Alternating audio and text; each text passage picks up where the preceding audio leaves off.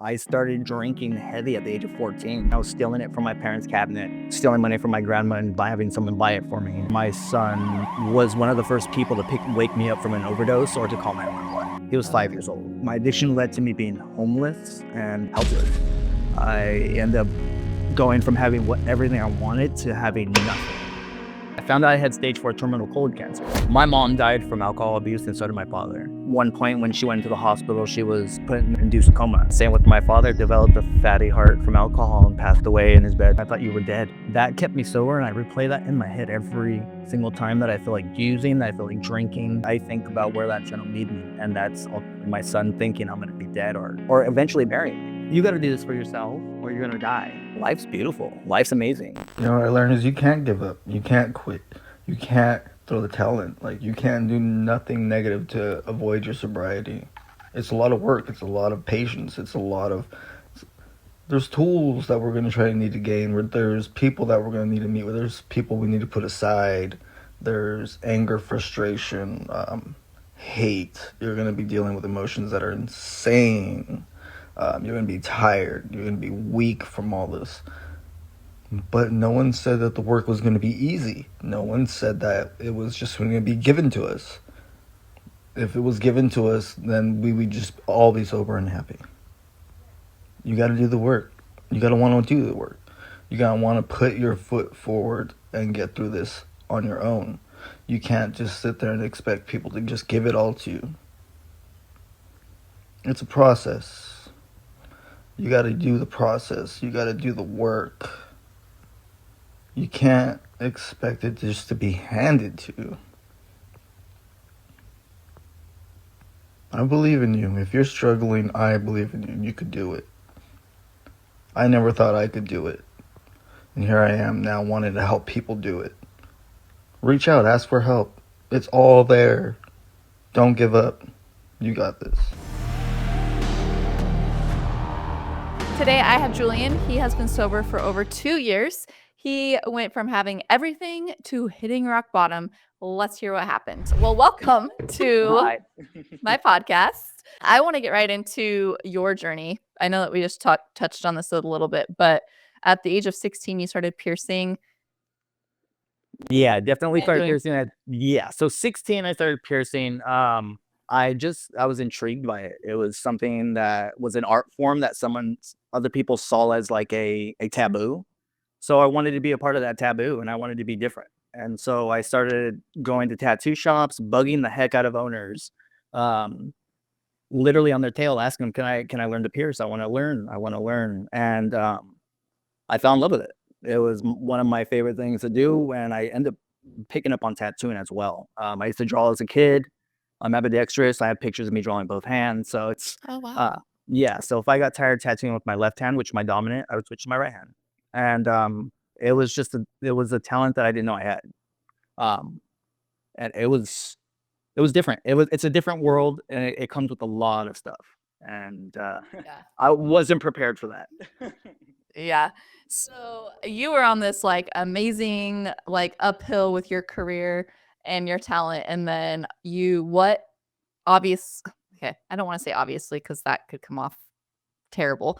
But I mean, I know a lot of people in the industry, but like it does take you into places that, I mean, it's a so dark your world. rock bottom. Yeah. My rock bottom started so I originally started in the tattoo shop that was specifically no drugs, no alcohol.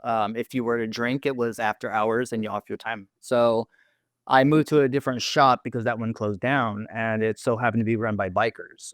And so their thing is, I need you to do a line of meth to make sure you're not an informant or a cop or some form of informant. And so it started there. They had me do it. If I didn't do it, they would break your hands. And so it was just the realization that there's a dark side to that industry. And originally I was afraid of it, and then I ended up getting to a liking of it. The drugs, the fast life, motorcycles.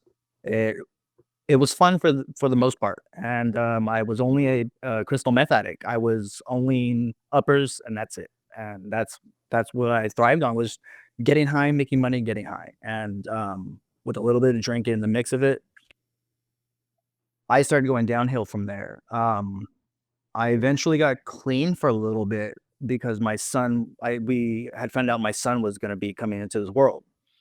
So I picked myself up and decided to get it together, get my shit together. I mean, I have a kid coming into this world. I cannot have him go down the same route. And sadly, but surely, my son saw me go through my addiction. Um, I had full custody of my son due to my son's mom being an addict herself and not being capable of taking care of him. So I took on that responsibility of both sides. Um, Stressed myself out over it, and eventually started dabbling in heroin. Um, that came through another tattoo shop, and heroin became my new favorite thing, my new go-to, my new number. It was just for play here and there. Eventually, I moved on to needle use, and my son was one of the first people to wake me up from an overdose or to call 911, and he was How only old was he? 5. He was 5 Oh. years old. So I introduced him to that dark side of my life real early, and it was due to my mom's. I could say it's due to my traumas from my past, and I'm pretty sure that's where majority of it stems from. But when my mother died in 2016, she was my rock, so it hit me, and that I dived into heroin as hard as I could because I was trying to kill myself with the heroin. I wanted to be with my mother, so I would try to do as much as possible, and for some reason, I would still not die. And I would look up like, what are you doing to me up there? Like, just can I go up there already? You sound like my grandma wanting to go be with my grandpa. She's like, I'm ready to go be with your grandpa. And I'm like, stop. Yeah, it's like I want to go be with my mom, but I know I got to be here for this kid, so it's like, you know. But yeah, that was the start of my downfall. Was my mom's death, and on the mix of all that crap, I found out I had stage 4 terminal colon cancer. And it was just been a roller coaster since I was little. Trauma as a child and dealing with cancer, but I took it as good as I could, and I used to like F cancer, F this, wear an F that cancer T-shirts, and it's not gonna knock me down, and it didn't. And I'm still battling it till today, and I'll battle it for the rest of my life. But How old were you when you found that out? Right. so when I found out I had cancer, I found out on my 21st birthday, 2009. Oh my gosh. That was my birthday present. A chemo bag with a little bit of morphine. Wow. Yeah. 21st, developed symptoms when I was 18. I used to be a professional boxer. They think it might have been from getting hit in the stomach, and then later down the year found out. Holy crap. Stage Yeah. 4? Yeah, stage 4 terminal colon cancer. I had all my large intestine removed, and then dealt with the colostomy bag for about 2 years. They reassembled everything inside. I'm like a robot. I got fake intestine. So Oh, they do fake now, huh? yeah. So what it does is it fluctuates with the actual intestine, and it gets that movement. Oh. So 23 Wow. surgeries down, all that. Yeah. 23 surgeries. 23. So, okay, this ties into a lot of things. Obviously, alcohol is, one of the leading causes of colon cancer. But like your 21st birthday, like were you a heavy drinker prior to that, or was it mainly just the hard drugs before that? So when I was a kid, probably in junior high, I was hanging out with the punk rock kids. I was dabbling with so a little bit of pot, a little bit of alcohol. Eventually, I started drinking heavy at the age of 14 and didn't stop for a long time. A lot of people didn't know I was drinking. I was stealing it from my parents' cabinet, um, stealing money from my grandma and having someone buy it for me. Eventually, just being able to buy it for myself and a full-blown alcoholic. And I didn't consider myself an alcoholic. I just did it for fun. Right. Like we all do. Exactly. Exactly. And then you learn the hard way. Right. So probably a combination. I mean, obviously, I'm not a doctor, just from the research that I've been doing this last year and a half. Like, obviously, that probably had something to do with it, maybe. And then boxing probably, little kick on top. Definitely. I mean, the destruction that my addiction has done to my body is insane. I'm Yeah. now that I'm sober and I'm healthy, I'm not so healthy. Like it's like you get those downfalls of what happened to you, and I guess that's just what I'm dealing with now. Wow. So there's a lot to your story. Yeah, it's I call it the dark and good story because there's good side, but there's a bad side, and a lot of it's dark. A lot of it's dark, Right. but I use it to project to my clients like, "Hey, I've been there, and so have you. So let me show you what I did to get where I'm at." Right. So you're sober coaching.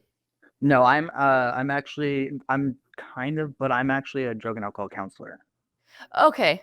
Yeah. Okay.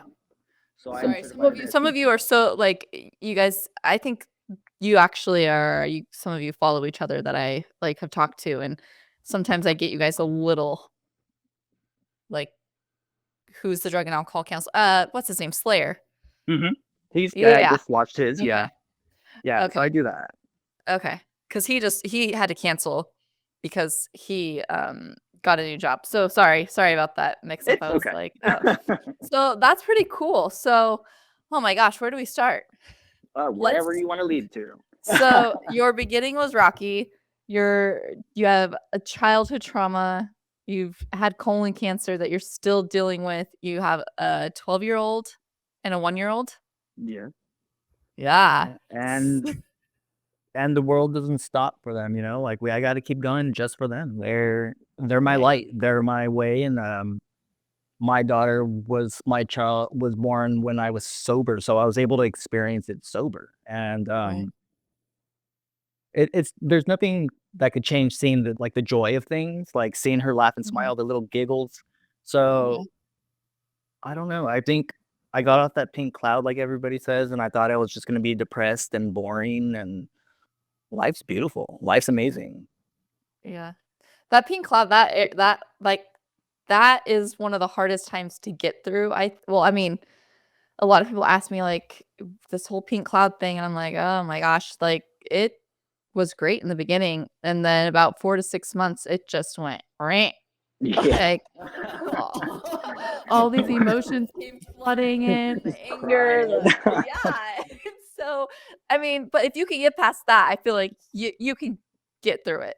Oh, yeah. Like, you I if you don't mean, cave into those emotions, then you can push yeah, it.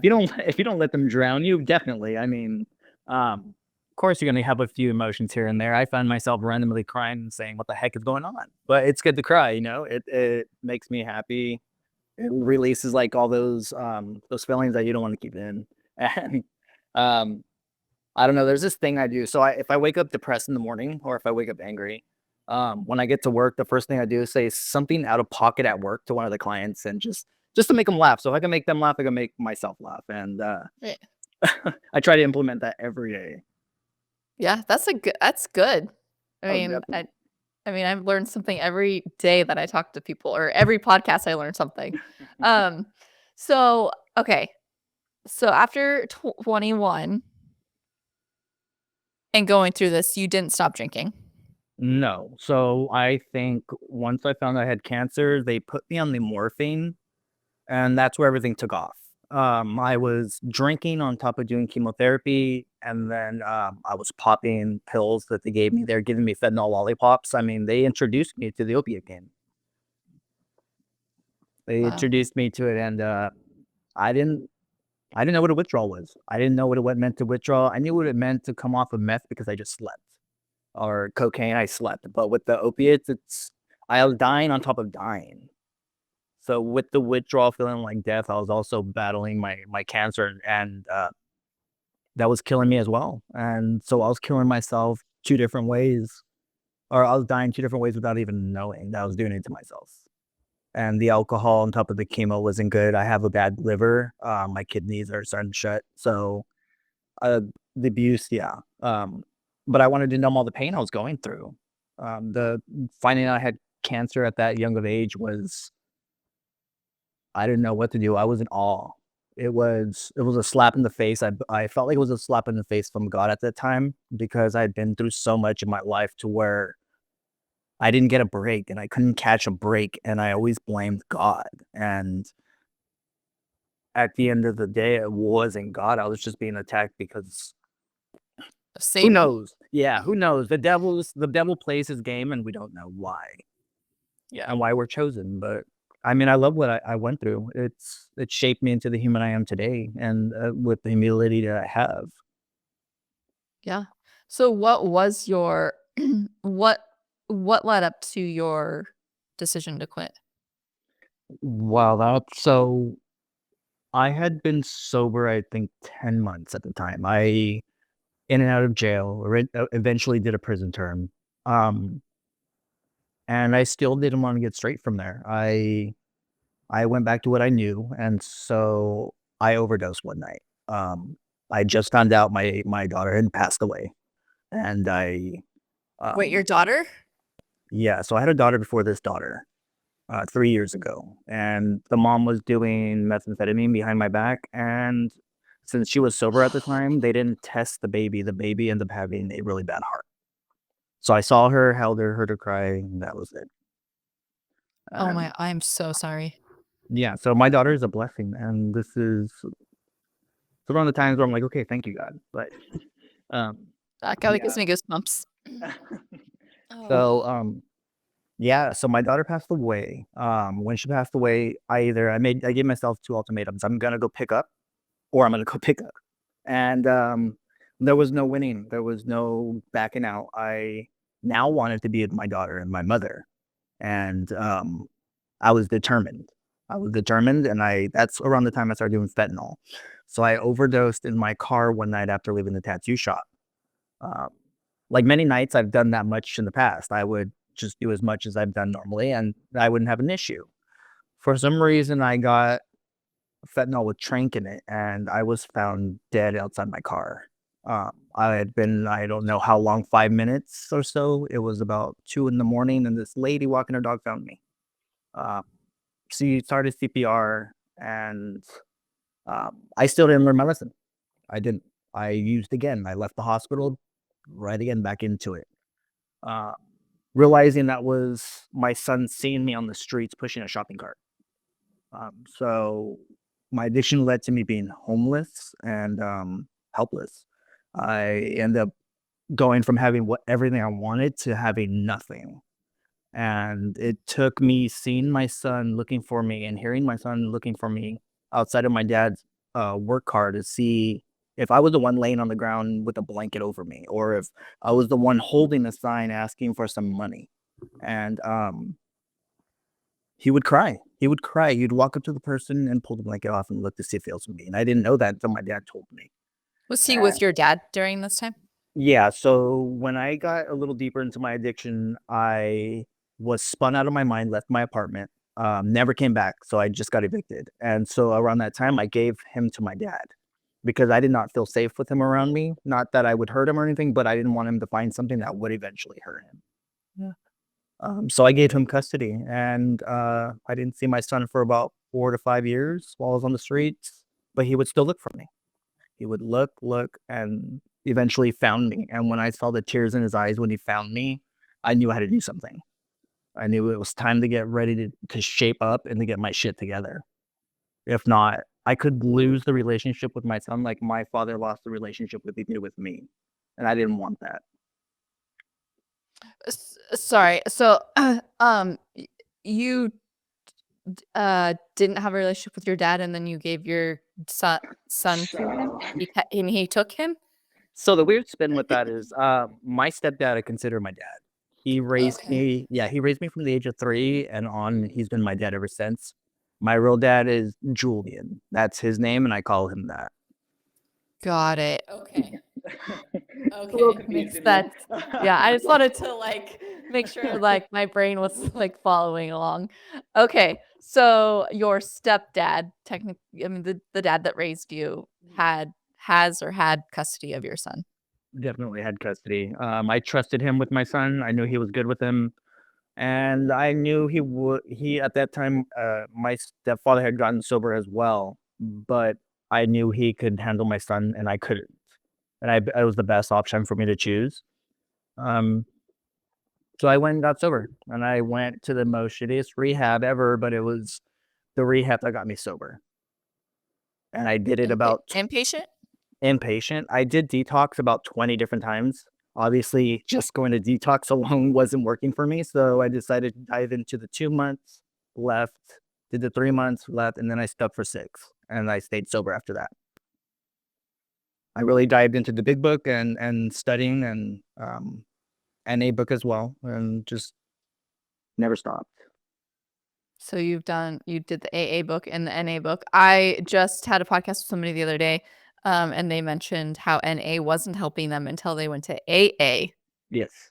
So what the literature says in the AA book, the NA comes off of that. It's like a sister book of it. So there's a lot more literature in the big book, and then we can go to the NA book, which I'm actually doing the same thing. I'd never considered myself an alcoholic, and I've learned with my last relapse that if I have a beer, I'm gonna go pick up some heroin or go pick some fentanyl up. So that book really has saved my life with stories, with the 12s, all that.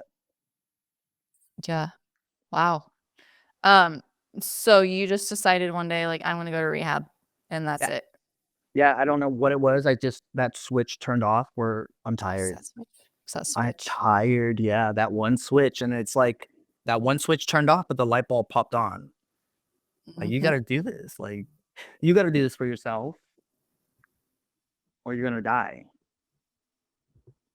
So how long? So you said you did 2 months, 3 months, and 6 months? Yeah, so I went back to back. I would leave, come back 2 weeks later, leave, come back 2 months later. Just in betweens. I never learned. You're right. Um, how long did it take you after the last time to, like, really be on the, like, right path? That one was a dark moment. See, like, it's gonna be a little bit dark, but it's good. So I was pronounced dead once again. And I think that was my final straw. So I was driving my car to work and I decided to pull off really quick, partake into whatever I was doing, and then I ultimately overdosed in the middle of the intersection. I woke up in the paramedics back of their truck, and it so happened to be one of my good childhood friends I grew up with that brought me back to life. Oh my gosh. And I woke up to him and just seeing him say that I got you and he loves me and he didn't leave my side once I was in the Mhm. hospital. He got in trouble because I had a do not resuscitate on my profile, and he got in trouble, but I'm so grateful he brought me back. Um, I thank him every day. Every year that I knock into my sobriety, I literally thank him. Yeah. Wow. Man, you've got, like, there's a lot of goosebumps in this story. Oh, so it took someone believing in you, supporting you, and telling you they love you to, like, be like, "This is it." Yeah. Yeah. It took me feeling the tears of my son through a phone in rehab, screaming his head off because he thought I was dead. When he heard that I was on the phone, he screamed his head off, and he said, "Don't you ever do that to me again. I thought you were dead." That kept me sober, and I replay that in my head every single time that I feel like using, that I feel like drinking. If I get some hair up my butt that I wanna have an attitude, I think about where that's gonna lead me, and that's ultimately my son thinking I'm gonna be dead or eventually burying me. And that would be so unfair. I mean, I just started listening to, Annie Grace, This Naked Mind, and, I mean, I don't know why I didn't listen to it sooner, but holy crap, the things that our parents and us as parents, I mean, nobody wants to see their parent like, ruining their life. Yeah, and I watched that. My mom died from alcohol abuse, and so did my father. Um, yeah, I watched them, so I didn't learn lessons, right? No one learns a lesson, you Right. just dive right in with them. But my mom was a closet drinker, and we didn't know it was that bad. She would, one point when she went to the hospital, she was put in a induced coma, and so we went to her house to go clean it up for her, and when we flipped the mattress, we found hundreds of bottles of wine and stuff down there, and we didn't know that that's where it was coming from. We thought it developed because of a health issue. And same with my father, Mhm. developed a fatty heart from alcohol and passed away in his bed. your biological father? Yes. Wow. So you guys never had closure, probably. Not at all.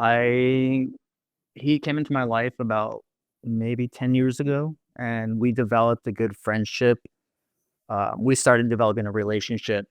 The only reason I despised him was because before I decided to get clean and all this, I was active in neighborhoods. I was active gang member, and when I got sober, I felt like all he wanted me for in his life was to get me into the neighborhood so I could take his name over. And eventually, I did, and it was a dark place too. And I don't know if it's like I didn't feel remorse at the time when he passed away, but I can figure out that he kind of tried to keep me sheltered, so I wasn't in that lifestyle, but I wanted it.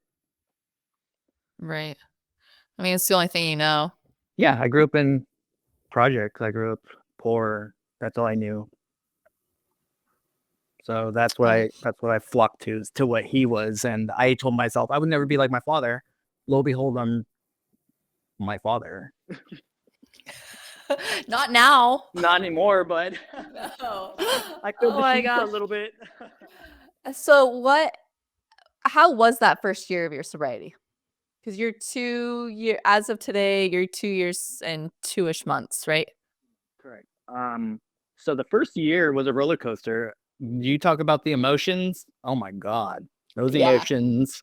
I don't think I've ever like for my family to see me cry and so like from nothing. I could look at a tree with the flower on it and oh my God, that's so beautiful. And then tears and we're like, what's going on with you, man? Well, the emotions were the hardest for me. Um, I was when I was younger diagnosed with bipolar 1 and also I was diagnosed with manic depression. So dealing with that first year of sobriety was hard. The pink cloud, like I said, when I stepped off of that, um, my brain was spinning, my head was spinning. I had thoughts that were very negative, but yeah, it was hard. But it gets better. It gets a lot better. I mean, if you stick with it and you only focus on today, because I mean, yesterday was already over, and why am I going to worry about the next day? And if I keep that structure in my head going, I'll stay sober. And that's what I've learned in my early sobriety is I got to set these like certain achievements for myself because I know if I could achieve that goal, I can push myself forward more. It's just giving me a better way to pave my own road. And to sobriety in the beginning was definitely hard. There's no in and Yeah. outs about it.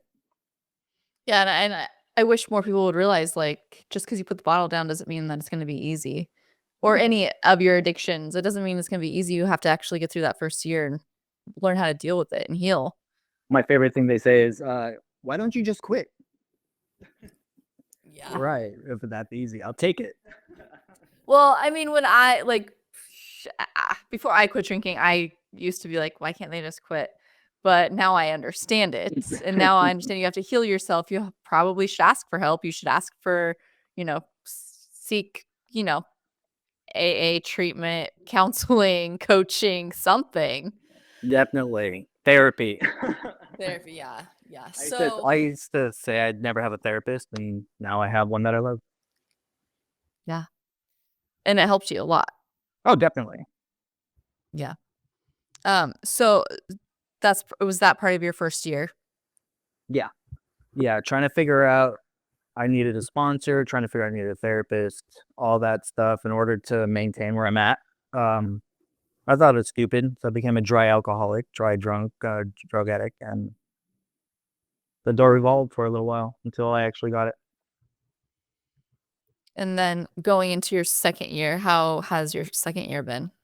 Oh, it's been amazing. Every now and then my emotions come out. But it's natural. It's just a natural thing for us to go through, and I had to learn to accept it. And instead of portraying it as something like I would dish out like some anger or an attitude towards somebody, I actually do those grounding techniques that I never thought I would know. And that's what I picked up in the second year, and it was grounding or meditation in a form for me, and ultimately a sponsor. And that's now I thrive off of those sayings that they say in NA and AA meetings that are so cliche. I used to make fun of them, and now I'm that guy that's telling my clients, "Hey, So Right. so learning the humility of that was like it was a roller coaster, but I feel great. I'm sober now. Before it was like, am I gonna last tomorrow? Am I gonna last next day, a week, a month? And to know that I have as many days as I do now, it makes me want to go further. Right. So you're when did you get into counseling? I got into counseling. So originally, when I got out of rehab, I moved in with my ex-father-in-law, which is weird. But I moved in with him because he was allowing me to move in there and help me get on my feet. So I said, okay, I'll do it.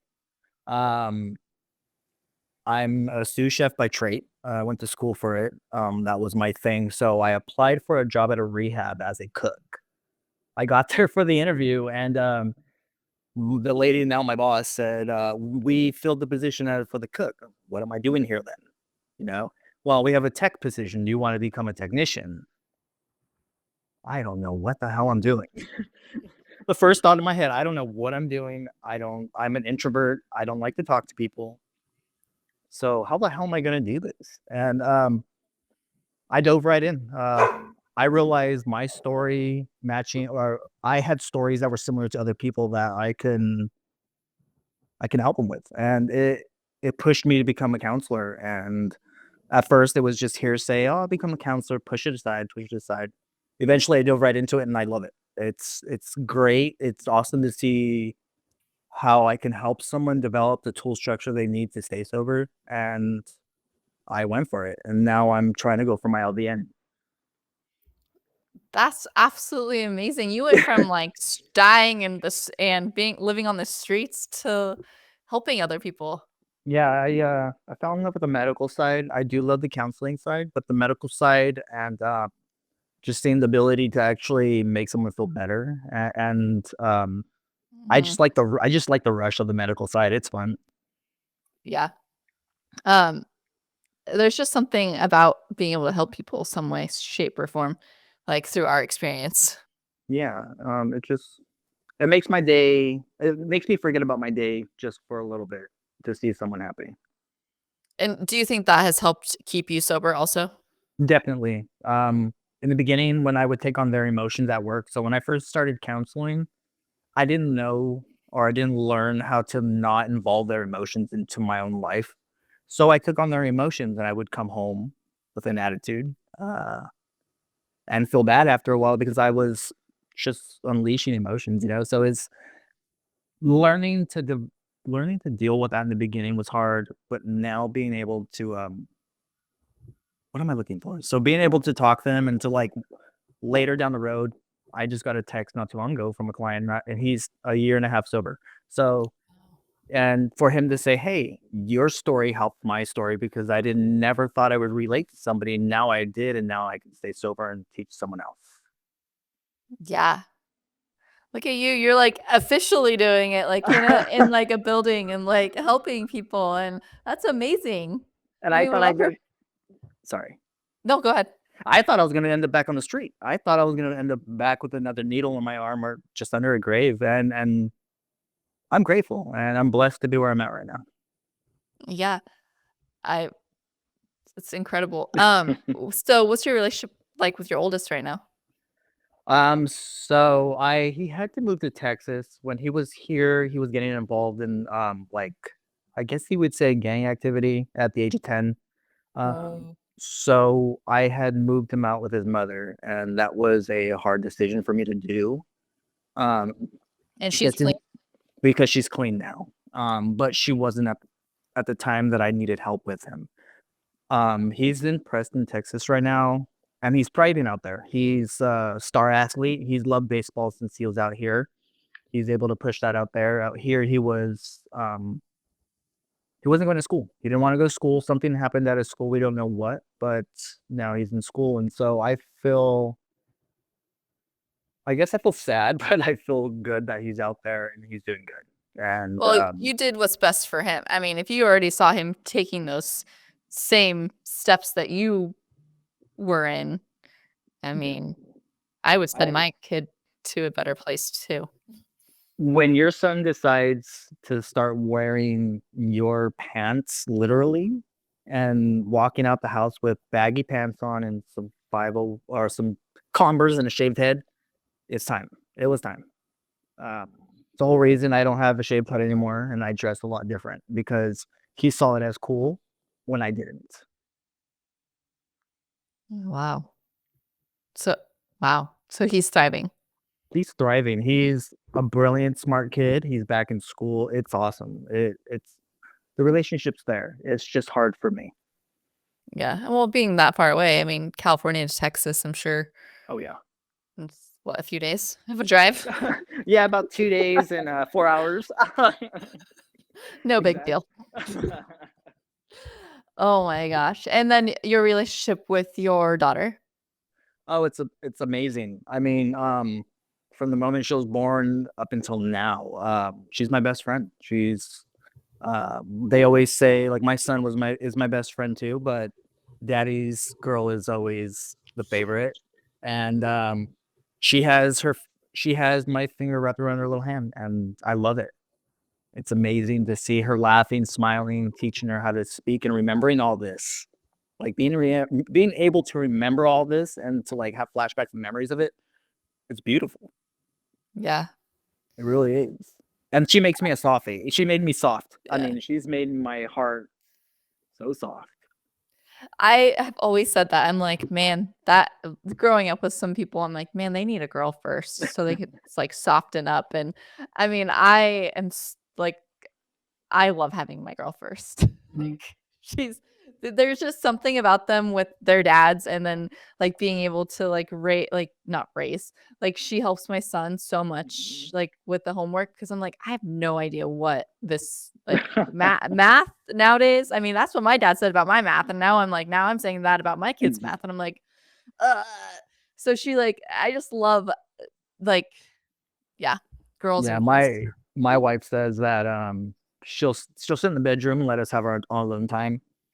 And she'll hear the way I talk to her, and she's like, "There's just something about when you put your daughter in a room with you alone, and you just turn into this little boo boo gaga daddy and talking sweet, and it's wonderful." She's my little princess. She's been the shapeshifter for me all my life. When we found out that we were gonna have her, we both weren't ready.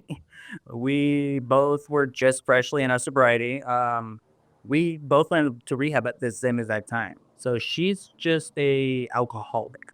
Um, I couldn't find myself dating someone like me because it's just gonna be a revolving door, and I didn't want it. But we did hit rehab together, and she went to what we call out here bridge housing, and I went to a sober living, and we stayed sober. And there was times where I wanted to relapse, and she wanted to relapse. And once we found out she was pregnant, we had no other excuse. We had no other choice but to stay sober, so that something didn't happen to our daughter, and she came out healthy. And it was the best decision that we've ever made. Um, Either of us can't, like, we wake up with her smacking us and just trying to get us up, and she'll lay there with her face next to your pillow, and she'll mumble whatever she's mumbling, and it's the best alarm clock I've ever had. It's so cute. The best. Ah, um, so I want to go back a little bit to the deep stuff. What do you mind telling us why you were in prison? So originally my family might see this, but oh, I don't like to tell my family history, but sometimes it's good to say. And I got You don't have to. I got robbery with a weapon and gang enhancements.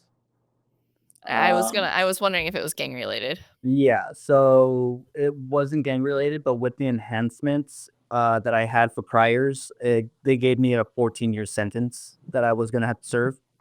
Um, I ripped somebody out of their car while I was in psychosis after being up for about 12 days with a loaded gun, and went on a about 2.5 hour high speed pursuit. Yeah, it was a.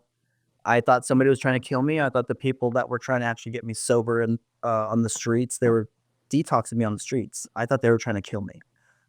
Got away from them, found the car with the trunk open. I don't know what his trunk was doing open, but jumped in there. The key fob was in there, and I took off.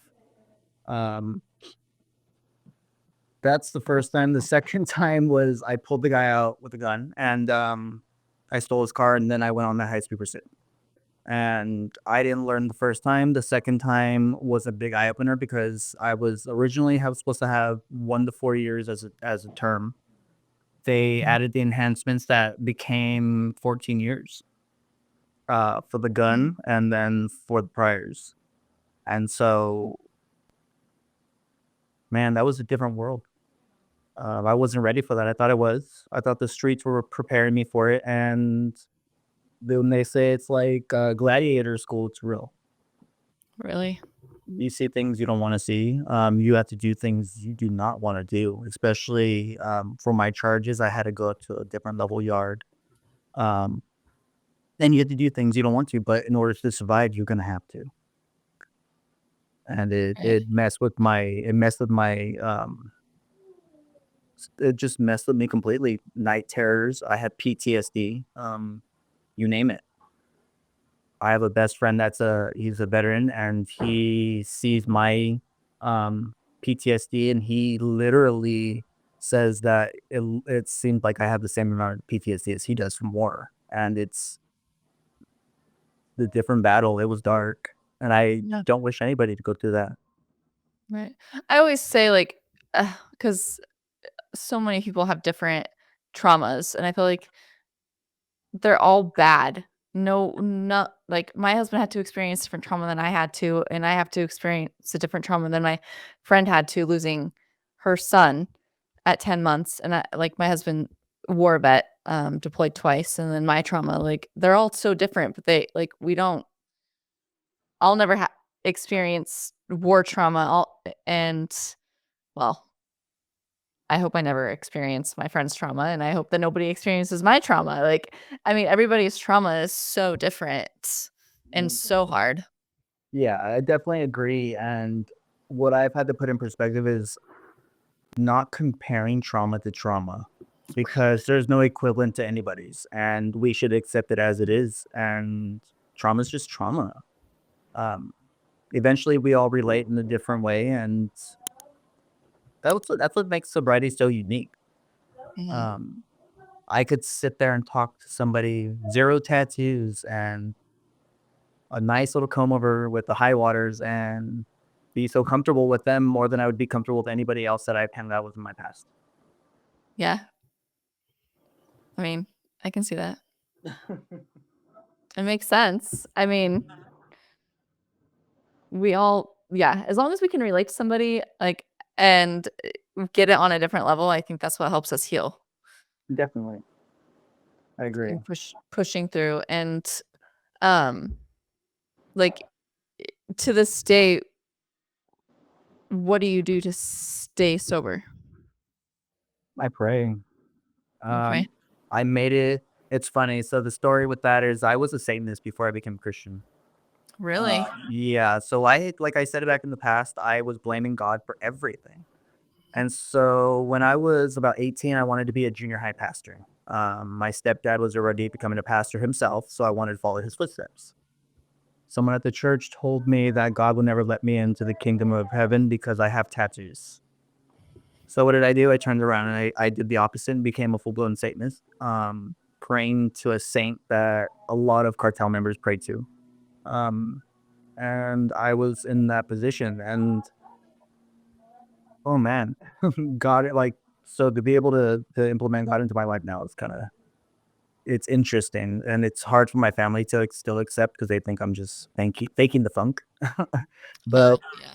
yeah, I pray religiously every morning on my way to work and when I get home, so that I could be a present husband and father to my family instead of bringing Yeah. negative energy. Wow, good for you. I mean, a lot of people blame God, but 100%. I don't think they realize that there's an evil power that also is in play. It's either a demon and demon or an angel and a demon, and we gotta Yeah. choose. Right? Exactly. Oh my gosh. Um, so for those that are struggling, because like I love that I've been getting a mix lately, because the last like several podcasts that I've done have been hard drugs and alcohol related. Um, w- what advice do you have for those that are struggling that were in your shoes? One thing I would have for anybody struggling at the moment, anywhere right now, is something that someone told me. No matter how many times you slip and fall, no matter how many times you stumble, and no matter how deep that hole is, there's always a way out. And there's always a way out, and we got to see it like that. Right. It's true. Definitely. I feel like too many people decide to like give up because it just gets hard, but they don't realize like what is actually on the other side of it. Definitely. It's a battle every day, but the end of that road, there's something amazing always. I really appreciate you taking your time to talk to us. And I mean, if they want more on your story, it's on your Instagram, right? Yeah, I have my Or stories parts on of my it. Instagram, Sobriety Junkie, and also my TikTok. Same thing. Okay. And then it'll be in the description so they can go find you. And um gosh, I wish I could like sit here and like really get like into the nitty-gritty, like Oh yeah, I could go for days on this. right? But well, Definitely. maybe we'll have to like do this again, because I mean, like you've come from quite the area. And Dark, but it gets are beautiful. right? Yeah, Exactly, exactly. I mean, you are on like this just like flourishing like part of your life right now. definitely. And I mean, you got a little girl that like, gosh, daddy's little girls are the ultimate, Oh, it's heaven. right? Oh my gosh. Well, I really hope the best for you, and thank you again. And like I said, everybody can go find you and hear more about your story and like, learn. Awesome. Thank you for your time too. I really appreciate it. This was awesome. Yeah. Awesome. Well, thank you and have a good evening. You too. Thank you.